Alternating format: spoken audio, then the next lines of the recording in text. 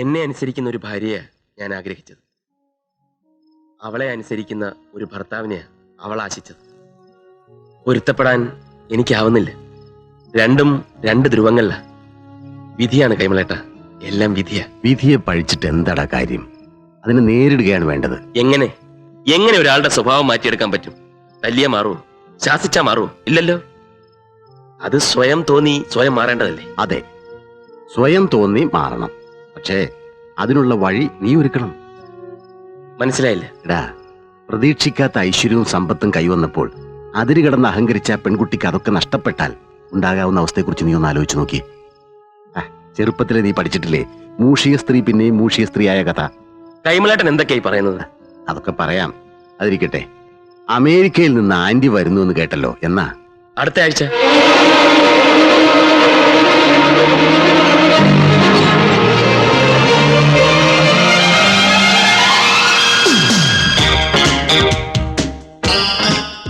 ശേഖര, കാറിന്റെ ഡിക്കിന്ന് പെട്ടിയൊക്കെ എടുത്തു വെക്കൂ.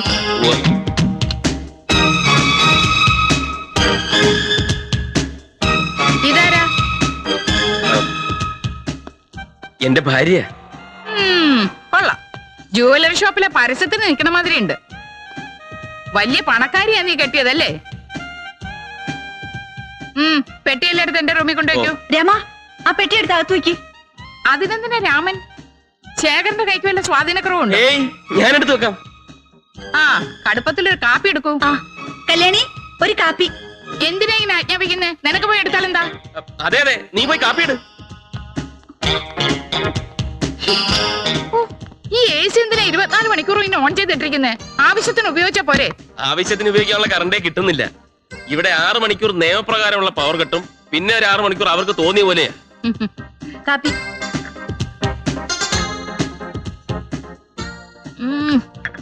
കടുപ്പം തീരെ കുറവാ. ഈ പെണ്ണിന്റെ മോനെ തമ്മെന്നിരിക്കുന്നേ, ഇത് ചിരിക്കില്ലേ? ചിരി വല്ലപ്പോഴേ ഉള്ളൂ. തായിയായ ഭാവം ഇതാ. ശേഖര, നീ പോയി കമ്പനിയിലെ എല്ലാ ഫയലുകളും എടുത്തോണ്ട് വാ. കണക്കുകളൊക്കെ ഒന്ന് പരിശോധിക്കണം. ഞാനൊന്ന് ഫ്രഷ് ആവട്ടെ.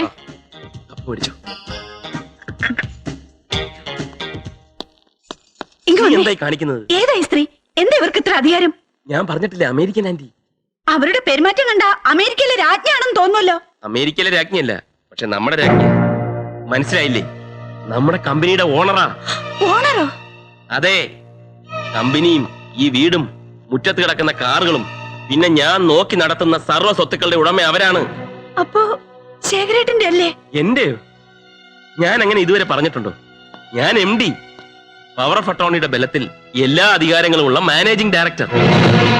എന്നെ പറഞ്ഞു പറ്റിക്കായിരുന്നല്ലേ? പറ്റിച്ചെന്നു? ഞാൻ ഇന്നുവരെ നിങ്ങളോട് ആരോടെങ്കിലും പറഞ്ഞിട്ടുണ്ടോ ഇതല്ല എന്റെ സ്വന്തമാണെന്ന്? ഞാൻ വെറും MD.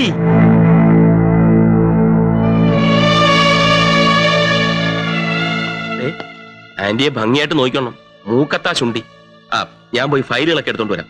അല്ലേ പിന്നെ അത് മതി.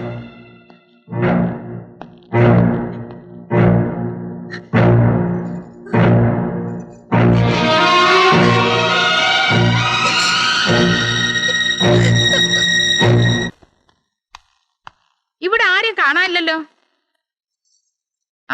എന്താ നിന്റെ പേര് പറഞ്ഞത്? പ്രഭാവതി. കൊച്ചമ്മേ, ഞാൻ മാർക്കറ്റിൽ പോയിട്ട് വരാം. കൊച്ചമ്മയോ? കൊള്ളാവല്ലോ. നിന്നെ ഇങ്ങനെ വിളിക്കാനായിട്ട് ഇവിടെ എത്ര സമയമുണ്ട്? എല്ലാവരും ഒന്ന് വിളിക്കും, ഞാനിവിടെ കാണട്ടെ.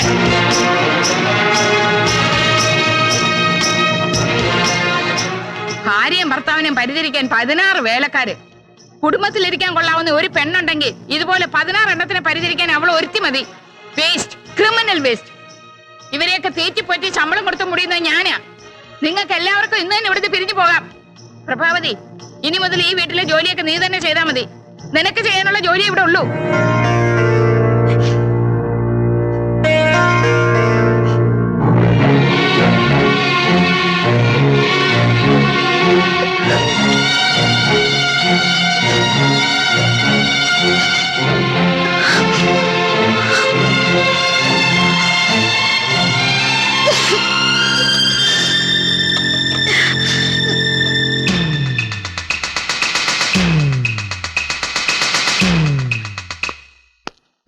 ഫയലുകളൊക്കെ ഇനി അന്നേ എല്ലാ കണക്കുകളും ഇതിലുണ്ടല്ലോ. ഉവ്വ്.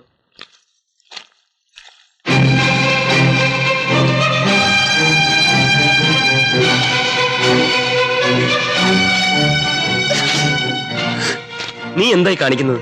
ശീലമില്ലാത്ത പണി ചെയ്യാണോ? ജോലിക്കാരെയൊക്കെ പിരിച്ചുവിട്ടു. ആര്? ആന്റി. അയ്യോ. എങ്കിൽ വൃത്തിയായിട്ട് തുടച്ചോളൂ. അരുമൂലയൊക്കെ ചേർത്ത് വളരെ ശ്രദ്ധിച്ചു വേണം. ആന്റിയെ ദേഷ്യം പിടിപ്പിക്കരുത് കേട്ടോ. ശേഖരാ, ദാ വരുന്നേ. തുടച്ചോളൂ തുടച്ചോളൂ. ഈ കണക്കുകൾ മുഴുവൻ തെറ്റാ. എത്ര ശ്രമിച്ചിട്ടും എനിക്ക് ടാലി ചെയ്യാൻ പറ്റുന്നില്ല. 12 ലക്ഷം രൂപയുടെ കുറവാ കാണുന്നത്. ഈ ക്യാഷ് എവിടെ പോയെന്ന് എനിക്ക് ഉടനെ അറിയണം. ഏയ്, കുറച്ച് ഷോർട്ടേജ്. ഒരു 12 ലക്ഷം.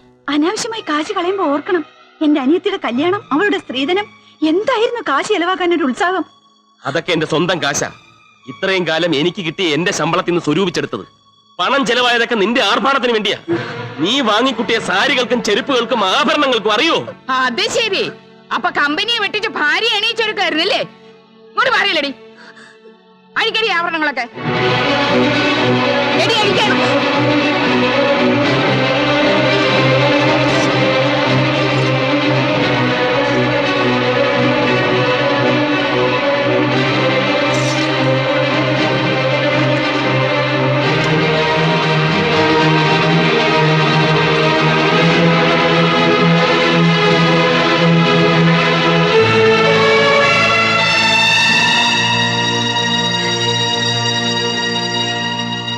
ഇനി എവിടെയൊക്കെ എന്തൊക്കെ ഒളിപ്പിച്ചു വെച്ചിട്ടുണ്ടോ ഞാനും നോക്കട്ടെ.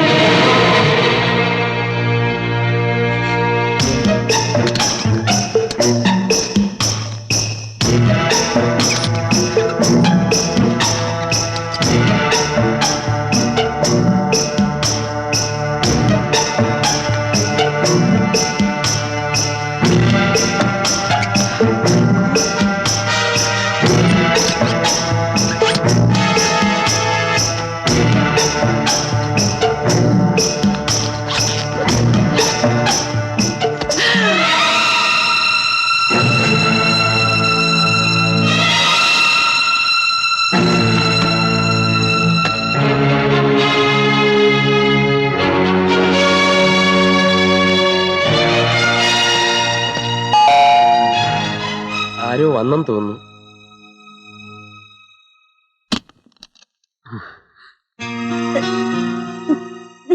നീ എന്താ പതിവില്ലാതെ? ഒരു സന്തോഷ വാർത്ത അറിയിക്കാൻ വന്ന. ചേരേട്ടൻ എന്ത്? ചേരേട്ടാ. ആ ചേരേട്ടാ, എനിക്ക് ജോലി കിട്ടി. അഗ്രികൾച്ചർ ഫാമിൽ സൂപ്പർവൈസറായിട്ടാ. അടുത്ത ആഴ്ച ജോയിൻ ചെയ്യണം. കൺഗ്രാചുലേഷൻസ്. ഇതാരാ? അനിയനാ. കൊള്ളാം. അനിയന് ജോലി കിട്ടിയപ്പോ അളിയന്റെ ജോലി പോയി.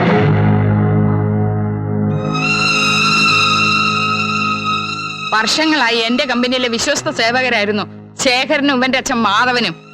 ശേഖരൻ പെണ്ണ് കെട്ടിയ ശേഷം ഭാര്യയുടെ ആർഭാടത്തിനായി ചെലവഴിച്ച തുക എത്രയാണെന്ന് അറിയാമോ? കണക്കിൽ 12 ലക്ഷം. കണക്കില്ലാതെ എത്രയാണെന്ന് ആർക്കറിയാം? ഇവര് പറയുന്നതൊക്കെ സത്യമാണ്. കോടീശ്വരനായി അഭിനയിച്ചതിനേക്കാൾ ഒന്നുമില്ലാത്തവനാണെന്ന് പറയാമായിരുന്നില്ലേ? കോടിക്കണക്കിന് സ്വത്ത് എനിക്കുണ്ടായിരുന്നെങ്കിൽ ഒരു കോടീശ്വരിയെ ഞാൻ കല്യാണം കഴിക്കുമായിരുന്നില്ലേ?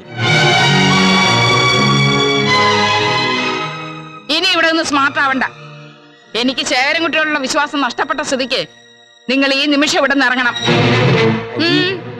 ബിസിനസ് അത് നിനക്കറിയാലോ. കണക്കുകൾ കൃത്യമായി ബോധ്യപ്പെടുത്തിയില്ലെങ്കിൽ നിനക്കെതിരെ ഞാൻ ലീഗൽ ആക്ഷൻ എടുക്കും. ഒരു ആന്റി ഇല്ല. ഇപ്പൊ ഇവിടെ ഇറങ്ങിക്കോണം.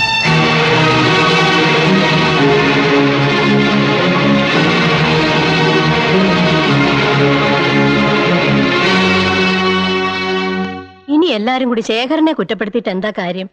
എല്ലാം ശേഖരന്റേതാണെന്ന് തെറ്റിദ്ധരിച്ചത് നമ്മളല്ലേ? ആ അമേരിക്കക്കാര് കേസ് കൊടുക്കും മുമ്പ് കടങ്ങൾ വീട്ടണം. അതിനെന്താ ഒരു വഴി? ഞാൻ നോക്കിയിട്ട് ഒരു വഴിയും കാണുന്നില്ല. ഈ അവസ്ഥയിൽ കടം ചോദിക്കുന്നത് തന്നെ മോശ. ശേഖരേട്ടാ, അന്നെന്നെ ഏൽപ്പിച്ച 3 ലക്ഷം രൂപ ഞാൻ വിശാലാന്റി ഏൽപ്പിച്ചിരുന്നു. അത് തിരിച്ചു കിട്ടും. എനിക്ക് തോന്നുന്നില്ല. ഞാൻ കൊടുത്ത രൂപയല്ലേ. ശേഖരേട്ടൻ എന്റെ ഒപ്പം വന്നാ മതി. ഞാൻ ചോദിച്ചോളാം. ചേച്ചി, ഇതെല്ലാം എനിക്ക് ശേഖരേട്ടൻ വാങ്ങി തന്നല്ലേ. എല്ലാം വിട്ടോളൂ.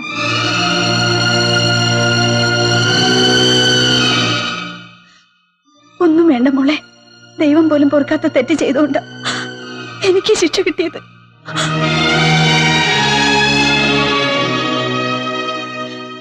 സ്ത്രീധനം കൊടുക്കാൻ തന്ന രൂപ എടുത്താ ഞാൻ അവർക്ക് പലിശയ്ക്ക് കൊടുത്തത്. ആരെന്തൊക്കെ പറഞ്ഞാലും ഞാൻ അതൊന്നും വിശ്വസിക്കാൻ പാടില്ലായിരുന്നു. നിന്നെ ഇത്രയൊക്കെ ദ്രോഹിച്ചിട്ടും ഈ ചേച്ചിയോട് നിനക്ക് വെറുപ്പില്ലേ? എന്റെ ചേച്ചി എനിക്ക് ചേച്ചി അല്ലാതാവില്ലല്ലോ.